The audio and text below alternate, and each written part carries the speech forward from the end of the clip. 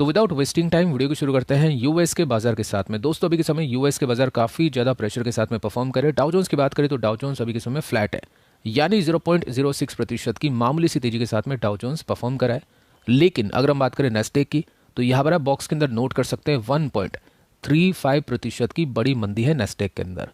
तो इस बड़ी मंदी के पीछे के काफ़ी सारे कारण हैं। अगर हम पहले मेन कारण की बात करें तो टारगेट काफ़ी नीचे आना इसका मेन कारण है। टारगेट का मतलब है टारगेट कॉर्पोरेशन, ये यूएस की कंपनी है, रिटेल कंपनी है, और इसके टारगेट यानी टारगेट के टारगेट ब्रोकर्स ने काफ़ी नीचे के सेट कर दिए, जिसकी वजह से आप देख सकते हैं 13 से लेकर 14% की बड़ी मंदी हमको इस कंपनी के स्टॉक में दिखाई दे रही है।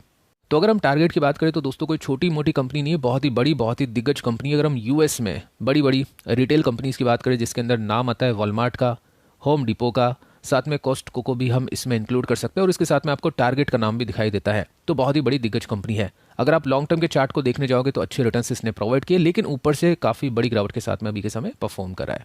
अब देखिए दोस्तों, आज के पहले वाले वीडियो में हमने डिस्कस किया था कि हमारा पोर्टफोलियो बहुत ही ज़्यादा बीटन डाउन है, अच्छी खासी गिरावट के साथ में अवेलेबल है, जबकि बाजार की बात करें तो बाजार ऑल टाइम हाई के आसपास जा चुका है। अब उसके पीछे का रीज़न क्या था वो जानने के लिए आप चाहे तो पहले वाले वीडियो को देख सकते हैं। जस्ट ये आपको बताना चाहूँगा, अगर आप इंडिया के मार्केट में इन्वेस्टेड हो तो आप बहुत ही सही लेवल पे हो, यानी बहुत ही आप बोल सकते हैं बहुत ही सही लेवल का मतलब यह है कि बहुत बड़ी गिरावट आपने अभी तक झेली नहीं है।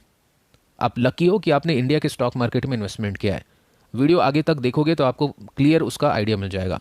अगर हम यूएस के बाजार से इसका कंपैरिजन करें तो यूएस की जो कंपनीज है आप देख सकते हैं ग्रोथ कंपनीज कितनी बुरी तरह से गिर चुकी है। अगर हम वैल्यू कंपनीज की बात करें, ये वैल्यू कंपनी है, क्यों, इसका जो वैल्यूएशन है वो 17 के आसपास का है, और डिविडेंड कितना मिलता है 2.80% का, यानी मतलब इस तरह की डिफेंसिव कंपनी होने के बावजूद भी 13% के साथ में टूट चुकी है। तो ये पॉइंट आपको देखना है कि कम से कम हमको हमारे बाजार में डिफेंसिव कंपनी इतनी बुरी तरह से गिरती हुई दिखाई नहीं देती है। तो इसकी गिरावट के चलते बाजार भी डाउन है, क्योंकि ये एक रिटेल कंपनी है जिसके नंबर्स काफ़ी वीक आ चुके हैं। अब नंबर्स वीक आने का मतलब क्या है, नैस्डैक की जो आईटी कंपनीज है वो पिटेगी, यानी जो टेक कंपनीज है वो पिटेगी, और कल हमारी जो आईटी कंपनीज है वो भी पिटने वाली है। क्योंकि दोस्तों शॉर्ट टर्म में क्या चलता है, ट्रेडर्स कामकाज करते हैं सेंटिमेंट्स को देख के। कभी वॉलमार्ट की सेल्स अच्छी आएगी तो आईटी कंपनीज भागेगी, कभी इन्फ्लेशन का डेटा अच्छा आएगा तो आईटी कंपनीज भागेगी। बाजार देख सकते हैं यूएस का बाजार एक दिन में 4-5%, नैस्डैक की बात करें तो 5-6% ऊपर भी था। अब एक खराब न्यूज़ आती है तो वो गिरेगा भी। तो शॉर्ट टर्म में ये सारी चीज़ें चलती रहेगी। इसी की वजह से हो सकता है कल के दिन हमको हमारी आईटी कंपनीज में प्रेशर दिखाई दे जाए। अब गिरावट के पीछे के अगले रीज़न को डिस्कस करें तो एस्केलेशन हो चुका है वॉर का। एस्केलेशन का मतलब है वॉर का जो एक तरह से हम बोल सकते हैं इनकी जो गुत्थम गुत्थी थी वो और भी ज़्यादा ऊपर के लेवल पे जा चुकी है। क्योंकि इस लड़ाई के अंदर पहले क्या था, यूक्रेन और रशिया थी, लेकिन अब के इस समय में पोलैंड भी इस लड़ाई में उतर चुका है। बेसिकली दोस्तों हुआ क्या है, एक मिसाइल फायर होती है पोलैंड की ज़मीन पर, और उसकी वजह से 2 वहाँ के नागरिक मारे जाते हैं। अब पोलैंड का ऐसा कहना है कि ये जो मिसाइल हमको ठोकी है वो रशिया ने ठोकी है। रशिया ने साफ इसका खंडन किया है कि हमने ऐसा कुछ नहीं किया है, और यूक्रेन भी बोल रहा है कि हाँ ये रशिया ने किया है। अब इसमें दोस्तों 2 चीज़ें आती है। अगर रशिया ने किया होगा तो ठीक है, चलो हो सकता है रशिया गलती से यूक्रेन पर अटैक करता करता वहाँ पे अटैक कर दिया होगा। सेकंड पॉइंट ये बनता है, जो बाजार के जो दिग्गज बोल रहे हैं कि हो सकता है यूक्रेन ने ही पोलैंड के ऊपर अटैक कर दिया हो जानबूझकर, ताकि इस मैटर को एस्केलेट किया जाए। तो ये सारी जो चीज़ें हैं ये अभी के समय बाजार में चल रही है। ग्लोबल बाजार की अगर आप न्यूज़ देखने जाओगे तो सबसे पहली जो न्यूज़ है आपको यही दिखाई देगी। तो वैसे अगर देखा जाए तो ये एक दोस्तों बहुत ही बड़ी खबर है। कैसे बड़ी खबर है, क्योंकि इसमें क्या हो चुका है, नेटो कंट्री के ऊपर आक्रमण हो चुका है। यूक्रेन अभी तक नेटो में शामिल नहीं था, लेकिन पोलैंड क्या है, नेटो का पार्ट है, और नेटो की कोई भी कंट्री के ऊपर अटैक होने का मतलब है संपूर्ण नेटो पर अटैक होना। तो इसके चलते क्या होगा, जो इनका एक तरह से हम पॉलिसी बोल सकते हैं, उसके चलते हो सकता है कि नेटो की जो भी कंट्रीज़ हैं वो रशिया के ऊपर अटैक कर दे, और रशिया अपने को बचाने के लिए विस्फोट कर दे अच्छी तरह से पूरी वर्ल्ड के अंदर, पूरी दुनिया के अंदर। तो बहुत ही बड़ी एक तरह से हम बोल सकते हैं वर्ल्ड वॉर शुरू हो जाए। लेकिन यूएस को भी ये बात पता है कि अगर ऐसा हम करने वाले हैं तो उसका जो हर्जाना है, जो उसका भुगतान करना पड़ेगा, हमको बहुत ही मैसिवली करना पड़ेगा। तो यूएस का कमेंट आता है इसके संदर्भ में, जो बाइडन का कमेंट आता है कि हमको ऐसा लग रहा है कि हो सकता है रशिया ने अटैक नहीं किया हो।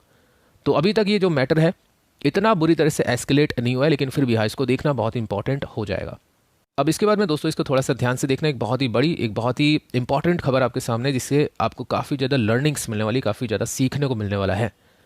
क्रिप्टो के बारे में पहले क्या हो रहा था, काफ़ी ज़्यादा बातें की जा रही थी कि क्रिप्टो के अंदर ही पैसा बनेगा, क्रिप्टो के अलावा तो पैसा बनेगा ही नहीं। तो काफ़ी लोगों ने क्या किया था, जैसे अभी यूट्यूबर्स भी है, दिग्गज यूट्यूबर्स हैं, वो आपको क्रिप्टो में इन्वेस्टमेंट करने के लिए काफ़ी ज़्यादा मोटिवेट कर रहे थे। वॉल्ट करके एक एप्लीकेशन थी जिसका प्रमोशन किया था, अंधा पैसा उन्होंने छापा था प्रमोशन करके, और वो एप्लीकेशन गायब हो चुकी है, इन्वेस्टर्स का पैसा लेकर बाहर हो चुकी है। उसके बाद में दोस्तों नहले पे दहला क्या हो चुका है कि क्रिप्टो की जो करेंसी है वही बुरी तरह से क्रैश हो चुकी है। जो इनका इंडेक्स है, या फिर इंडेक्स नहीं, जो इनका एक्सचेंज है वो ठप पड़ चुका है, वो बैंकरप्ट हो चुका है। तो बहुत ही मतलब एक तरह से बुरी हालत क्रिप्टो इन्वेस्टर्स की हो चुकी है। और यहाँ पर इस तरह के आर्टिकल्स आ रहे हैं कि क्रिप्टो करेंसी अभी के समय बिल्कुल डेड हो चुकी है। बिटकॉइन की बात करें तो वो ऊपर से बहुत बुरी तरह से टूट चुका है, और बाकी अदर करेंसीज की बात करें तो काफ़ी सारी करेंसीज 90% डाउन है, और कुछ करेंसीज तो डी लिस्ट भी हो चुकी है। तो बिल्कुल यहाँ पर मेंशन कर रखा है कि इन्वेस्टर्स को यहाँ पर फूल बना दिया गया है। फूल गुलाब वाला नहीं, फूल दूसरा वाला फूल। जैसे यहाँ पर अगर आप डिटेल में देखने जाओ तो नोट करने को मिलेगा कि बिटकॉइन, मतलब बिटकॉइन ये मान सकते हैं आप, जो क्रिप्टो करेंसी है उसका ब्लू चिप स्टॉक था ये, या अभी भी है, जो कि 75% डाउन है पिछले साल के कंपैरिजन में। कुछ क्रिप्टो करेंसीज की बात करें तो 80-90% के साथ में डाउन है, और कुछ करेंसी तो वाइप आउट हो चुकी है, यानी पूरी तरह से बर्बाद हो चुकी है।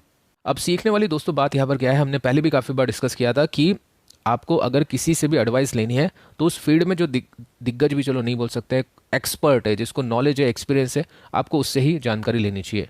जैसे अगर आपको कोई बीमारी है, आपको बुखार होता है, तो आप डॉक्टर के पास जाते हो, कारपेंटर के पास में नहीं जाते हैं। एक बार हमने ये भी डिस्कस किया था कि स्टॉक मार्केट में क्या है, स्टॉक मार्केट का जिसको अनुभव है उससे एडवाइस लेने के जगह लोग क्या करते हैं, हर किसी से टिप लेते हैं, चाहे वो पान वाले हो या फिर वो कोई भी और हो। तो उसके चक्कर में दोस्तों ये सारी चीज़ होती है। अगर आप इन्वेस्टमेंट की टिप्स लेने जाओगे या फिर आप एडवाइस लेने जाओगे, जो कि दुनिया के सबसे बड़े इन्वेस्टर है जिनका नाम है वॉरेन बफेट, तो इन्होंने पहले ही दोस्तों बोल दिया था कि ये बिटकॉइन को, मतलब पूरे दुनिया के जो बिटकॉइन है, पूरे वर्ल्ड के बिटकॉइन अगर इनको $25 में भी उठा के दे तो ये $25 भी उसके ऊपर खर्च नहीं करने वाले हैं। तो बहुत ही बड़ी बात यहाँ पर बोली थी इन्होंने, तो बिल्कुल साफ बोला था कि इनका कोई फ्यूचर नहीं है। और जो चार्ली मंगर जी जो इनके पार्टनर है, उनको भी हमने काफ़ी बार सुना है इस तरह की बातें करते हुए, और जो कि बिल्कुल सच साबित अभी के समय हो चुकी है, क्योंकि इसका कोई यूज़ नहीं है। मतलब यूज़ वैसे तो चलो बना दिया है, टेस्ला के जो फाउंडर है उन्होंने कहा था कि हम डॉज कॉइन को एक्सेप्ट करने लग जाएगी, बहुत सारी बातें हुई थी, बट अब हुआ क्या है आप देख सकते हैं। जिन्होंने ये सब सुन के पैसा लगा दिया है वो अभी बर्बाद हो चुके हैं। सिंपली अगर हम बोले तो बर्बाद ही है, क्योंकि आप देख सकते हैं बहुत ही बड़ा पैसा डूब इसमें चुका है।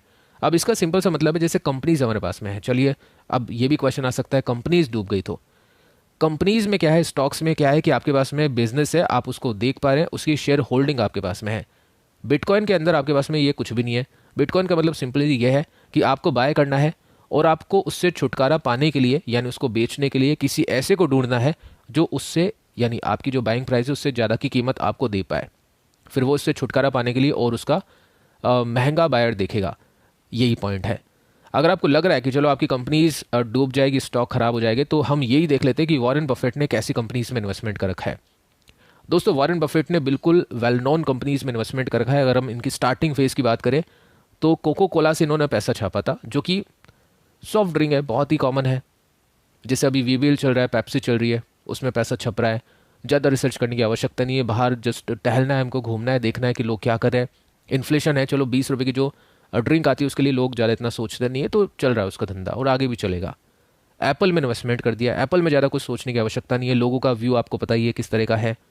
लोग म्यूचुअल फंड को बेच रहे हैं एप्पल को फ़ोन खरीदने के लिए, लोग किडनियाँ बेच रहे हैं एप्पल के फ़ोन को खरीदने के लिए। अगर आप इनके शोरूम के भी बाहर जाओगे तो आपको काफ़ी भीड़ भड़क्का देखने को मिलेगा। इंडिया में भी काफ़ी सारी कंपनीज़ है जिनके स्टोर्स के अंदर आपको काफ़ी ज़्यादा भीड़ देखने को मिलती है, जस्ट लाइक डीमार्ट। तो इस तरह की आप कंपनीज़ को ईजिली फाइंड कर सकते हैं। समय लगता है बट हाँ, उनमें पैसा बनता है और डूबने के चांसेस बहुत ही कम होते हैं। जस्ट एग्जाम्पल मैं आपको दे रहा हूँ, ऐसा नहीं कि आपने इन दोनों कंपनीज़ को ही अपने पोर्टफोलियो में भर लिया। दोनों अच्छी कंपनीज़ है, रखनी चाहिए, बट एक बार आपको अपना भी दिमाग चलाना चाहिए, क्योंकि उसी से आपको कन्विक्शन आएगा, होल्ड करने की क्षमता पैदा होगी। एक पॉइंट आपने देखा होगा, हम पिछले कुछ समय से कंटिन्यूसली एक्सपोज करे थे, या फिर हम बोल सकते हैं डिस्कस करे थे, रॉबर्ट कियोसाकी जी को, जिनकी प्रेडिक्शन हमेशा क्रैश के बारे में रहती थी। और अभी आप नोट कर सकते हैं, मैंने ये जो प्रेडिक्शन है ये लेटेस्ट निकाली है, यानी 29 अक्टूबर की ये प्रेडिक्शन है।